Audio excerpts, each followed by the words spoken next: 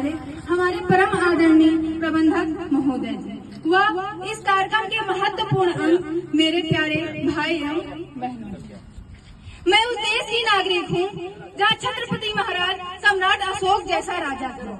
मैं उस देश की नागरिक हूँ जहाँ हर 50 मील पर रूप रंग और पहनावा बदल जाता था। मैं उस देश की नागरिक हूँ जहाँ डाल डाल पर सोने की चिड़िया को पाया जाता था। मैं उस देश की नागरिक हूँ जिसे अपने भूगोल से पहले इस ब्रह्मांड का भूगोल समझ आता था। मैं प्रिया द्विवेदी आप सबके समक्ष 15 अगस्त के इस उपलक्ष्य पर अपने विचार प्रस्तुत करना चाहती हूँ। यह आपको तय करना है कि मैंने कितना सही कहा और आपने कितना सही सुना या आजादी। आजादी का मतलब सिर्फ वही जिसने कभी गुलामी की। हम बहुत ही सौभाग्यशाली हैं कि हमने एक स्वतंत्र भारत में जन्म लिया। प्राचीन भारत व मध्य भारत व वर्तमान भारत के उदाहरणों से स्पष्ट करना चाहूंगी कि जब हम फिरंगियों के फेरे में फंस गए थे तो रंग बसंती चोला की एक एक आवाज पर टोलों के टोले उमड़ आते थे। वंदे मातरम की एक आवाज पर हर एक भारतीयों की रगों में बहने वाले खून में 5-5 डिग्री का तूफान अंग्रेजी शासकों की जड़ों में तूफान ला गया। यह उस समय की देशभक्ति थी, उस समय की यह देशभक्ति की कसौटी थी।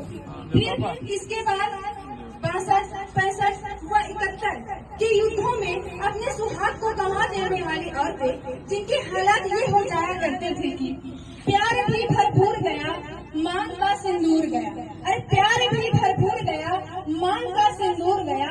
नन्हे नन्हे बालों की लंगोटियां चली गई, छोटी छोटी बेटियों की चोटियां चली गई। अरे बाप की कमाई गई, भाई की पढ़ाई गई, बाप की कमाई गई, भाई की पढ़ाई गई। ऐसा एक विस्फोट हुआ, पता ही नहीं चला कि जिस्म की कई बोटियां चली गई। अरे आपके लिए तो एक आदमी बना है साहब, मेरे घर की तो रोटियां चली गई, मेरे घर की तो रोटियां चली गई वाले हालात पैदा हो जाने के बावजूद भी एक माँ अपने बेटों को सरहद पर दुश्मनों की धज्जियां उड़ाने के लिए भेज देती थी। अब पत्र लिखा करके ये संदेश भेजा करती थी कि बेटे मेरे घबरा न जाना, बेटे मेरे घबरा न जाना, 1 इंच पीछे न हटना, चाहे इंच कट जाना, चाहे इंच कट जाना।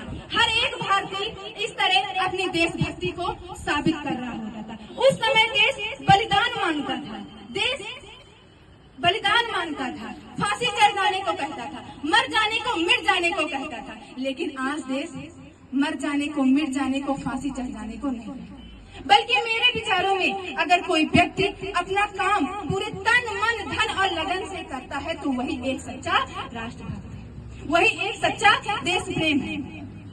मैं नहीं मानती कि फेसबुक, इंस्टाग्राम और व्हाट्सएप की डीपी को 3 रंग में रंगना ही देशभक्ति।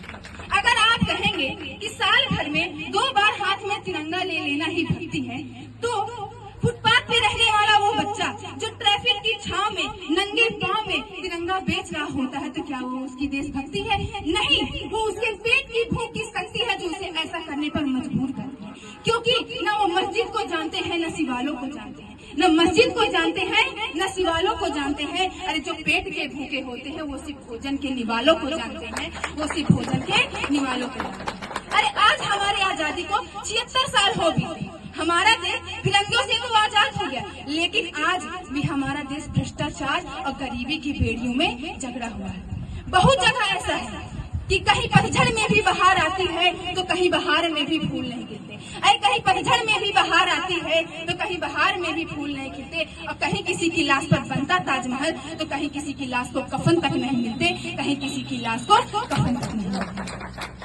क्या यही एक देशभक्ति है? अरे नहीं, अपने परिवार, अपने समाज, अपने देश के प्रति समर्पण का भाव है देश। हर एक देशद्रोही के मन में आने वाला तूफान है एक देशभक्ति। हर एक देशद्रोही के मन में आने वाला एक तूफान है देशभक्ति कि हर एक देशद्रोही समझ सके कि अगर तू परिंदा है तो ये आसमान तेरा है, अगर तू परिंदा है तो ये आसमान तेरा है, अगर तू दरिंदा है तो ये शमशान तेरा है, अगर तू दरिंदा है तो यह शमशान तेरा है।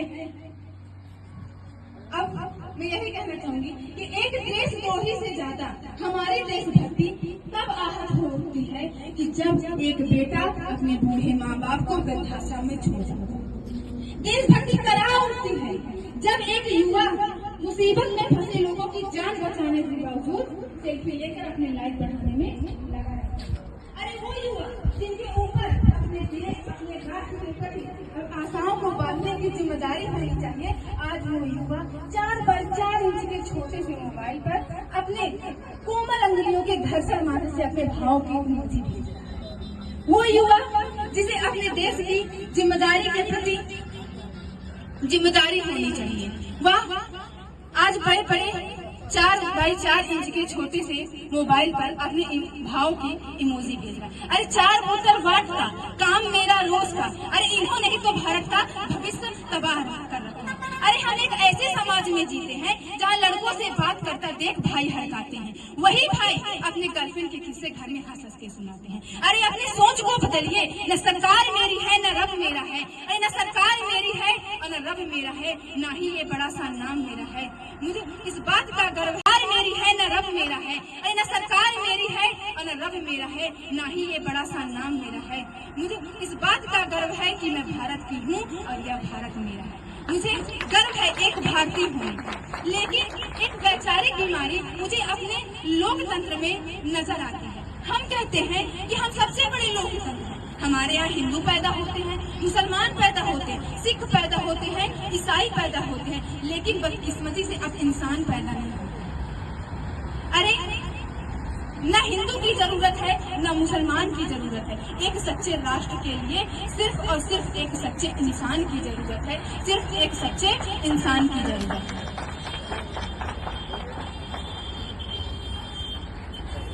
एक बीमारी मुझे अपने भारत में नजर आती है, वह है शैक्षणिक बीमारी, जहाँ एक और हमारे पास NIT, IIT जैसे शिक्षा संस्थान है, तो वही भारत के गरीबों के लिए बेरोजगारी की जमात में खड़ा कर उनके हाथ में सर्व शिक्षा अभियान का झुंझुना पकड़ा दिया जाता है।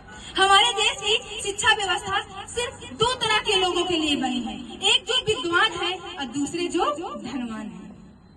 हमारे देश की शिक्षा व्यवस्था ऐसी ही है, लेकिन हमारे राष्ट्र का निर्माण तब होगा जब हमारे देश में एक लड़की की इज्जत नहीं बल्कि एक लड़की की पूजा नहीं बल्कि उसकी इज्जत की जाएगी। राष्ट्र निर्माण तब संभव होगा जब एक गरीब बच्चा मध्याह्न भोजन के नहीं सरकारी स्कूल में ज्ञानार्जन के लिए अपने पैर रखेगा। एक राष्ट्र निर्माण तब संभव होगा जब हम जाति आरक्षण नहीं सामाजिक सशक्तिकरण की बात करेंगे। जरूरी नहीं कि हम एक फौजी बन करके ही अपने देश की सेवा कर सकते हैं। अरे हम किसी भी विभाग में जा करके अपने देश की सेवा कर सकते हैं। एक टीचर बनकर, एक IAS, RS, डॉक्टर बनकर के भी अपने देश की सेवा कर सकते हैं। बस हमारे मन में यह भाव होना चाहिए कि हम अपने देश की सेवा पूरे तन मन धन से करेंगे, क्योंकि हमें अपने देश को आगे ले जाने की ये हमारी जिम्मेदारी, यह देश की जिम्मेदारी नहीं कि वह हमें आगे ले जाएगा। क्योंकि तुम चाहो तो कतरा कतरा रत्नाकर हो सकता है, अरे तुम चाहो तो कंकड़ कंकड़ शिव शंकर हो सकता है, अरे तुम चाहो तो राम राज्य का तोड़ शुरू हो सकता है, अरे तुम चाहो तो भारत फिर से विश्व गुरु हो सकता है, भारत फिर से विश्व गुरु हो सकता है। और मैं सैल्यूट करना चाहूंगी सरहद पर खड़े उन जवानों को जो दिन रात हमारी रक्षा करते हैं। मैं सैल्यूट करना चाहूंगी अपने देश की पुलिस को, प्रशासन को और उन किसानों को और जो अपना काम पूरी तन मन धन और ईमानदारी से करते हैं।